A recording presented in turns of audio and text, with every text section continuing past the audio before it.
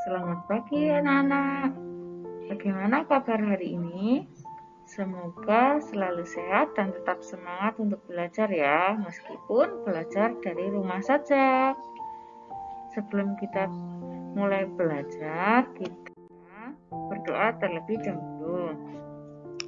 Dalam nama Bapa dan Putra dan Roh Kudus. Amin. Terima kasih Tuhan atas berkat dan kelimpahan-Mu. Berilah kami semangat untuk menjalani hari ini. Amin. Dalam nama Bapa dan Putra dan Roh Kudus. Amin. Anak-anak, hari ini kita akan belajar. Yang pertama adalah pendidikan agama Katolik. Yang kedua, kalimat perintah. Yang ketiga, gambar imajinatif. Yang keempat, penjumlahan bersusun panjang. Nah, untuk pendidikan agama Katolik, kita akan belajar saat bermain bersama teman. Nah, saat bermain bersama teman, banyak manfaat yang bisa kita dapatkan dari kegiatan tersebut. Manfaatnya antara lain, kita dapat bergembira bersama teman, kemudian dapat berlatih bekerja sama dalam kelompok, dan dapat belajar bersama tentang permainan baru bersama teman-teman kita. Kita juga membangun persahabatan yang akrab dengan teman-teman, dan kita saat bermain bersama teman tentu akan merasa lebih gembira. Nah, salah satu contoh persahabatan yang sangat akrab dalam kitab suci adalah persahabatan Yonatan dan Daud. Yonatan dan Daud itu berteman sangat akrab, sehingga sebagai sahabat yang akrab, Yonatan rela memberi perlengkapan perang kepada Daud karena tahu jika Daud sangat membutuhkan perlengkapan tersebut. Nah, suatu saat Daud akan membalas kebaikan Yonatan dengan melakukan kebaikan pula. Nah, teman yang akrab itu rela saling berbagi dengan ikhlas. Nah, anak-anak, apakah kalian sudah saling berbagi dengan teman-teman? Ayo, apa saja contohnya?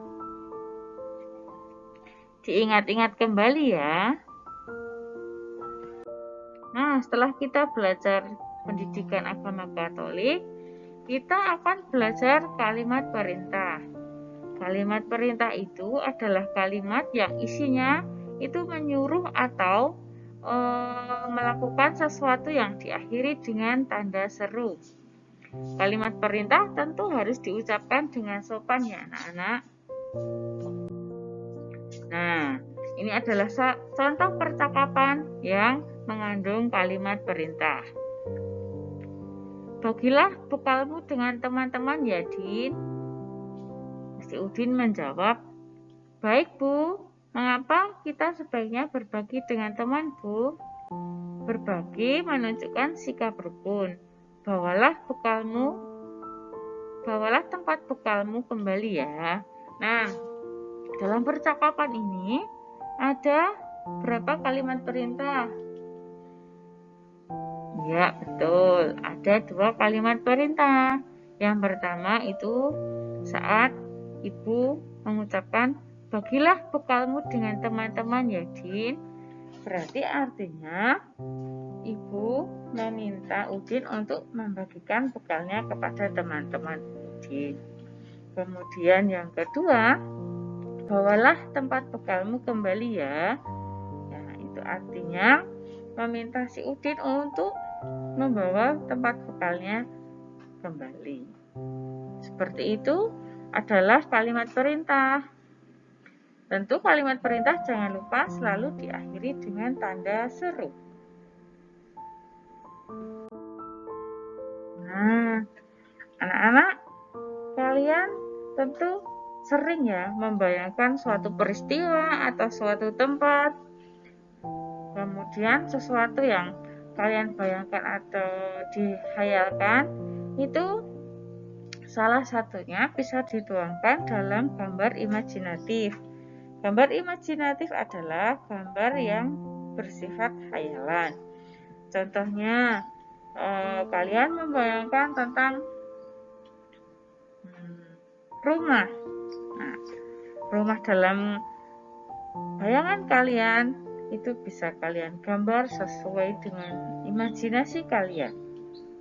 Nah, sebentar lagi Bu Elis akan memberikan contoh-contoh dari gambar imajinatif. Nah, ini adalah contoh gambar imajinatif yang diarsir menggunakan spidol. Ada rumahnya kecil, berwarna-warni, atapnya ungu, temboknya kuning, pintunya biru, cerah sekali. Kemudian ada jalan-jalan berbatu, kemudian ada rumput-rumput, ada bunga, ada pohon, ada matahari warnanya merah, ada langit warnanya biru juga.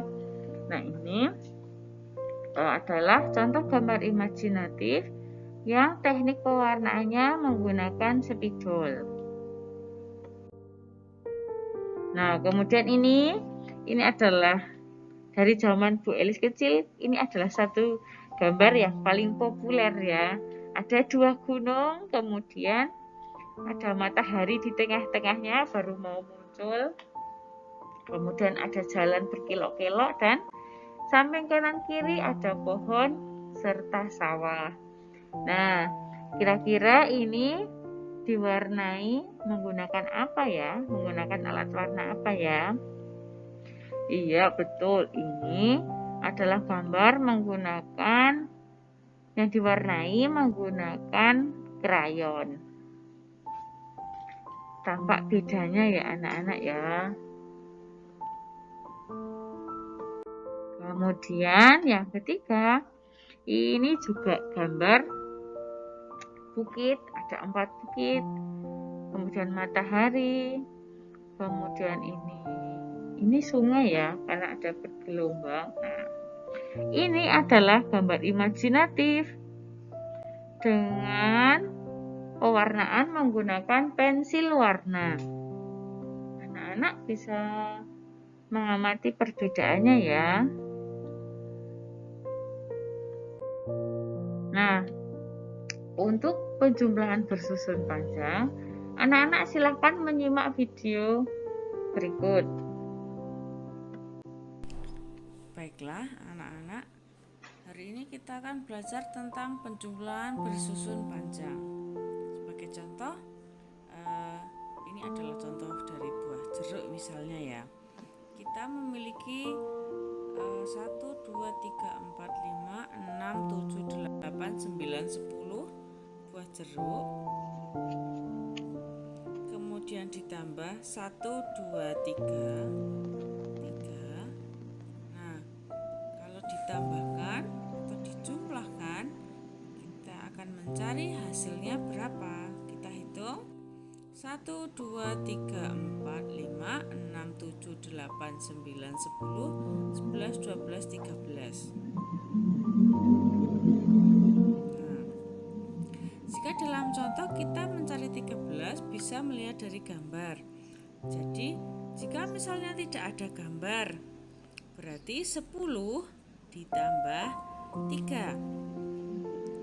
10 ditambah 3. 10 itu berarti puluhannya 10, satuannya 0, kemudian 3 itu berarti 3. Jika ditambah berarti 0 tambah 3, 10 atau 13.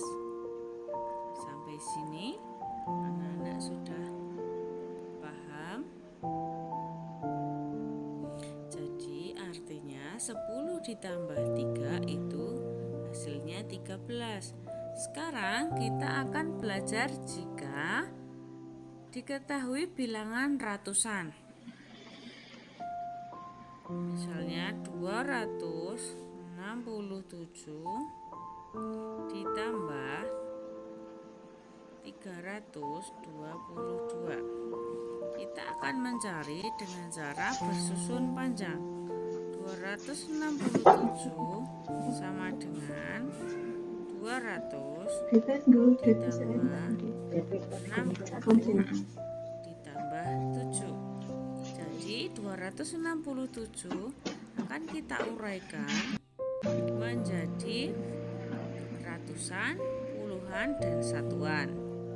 Kemudian yang 322 juga sama, 300 ditambah 20 ditambah 2. Kita hitung. 7 ditambah 2 9, 0 ditambah 0, 6 tambah 2 8, 2 tambah 3 5.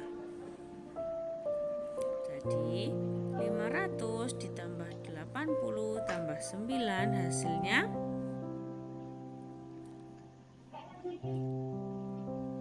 589.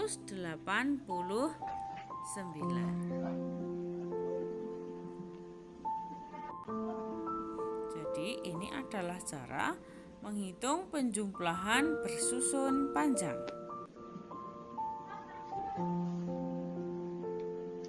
Baik, setelah mengamati video ini, kira-kira anak-anak sudah paham atau belum tentang penjumlahan bersusun panjang?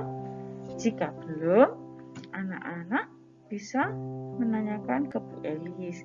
Nah, untuk hari ini kita belajar tentang materi dulu, dan untuk besok kita akan mengerjakan apa yang kita pelajari hari ini dari LKS. Begitu ya anak-anak. Selamat pagi, selamat beraktivitas. Sampai jumpa di pertemuan selanjutnya. Jika anak-anak ingin berlatih tentang penjumlahan bersusun panjang, anak-anak bisa mencari soal di internet atau di sumber buku lain. Terima kasih.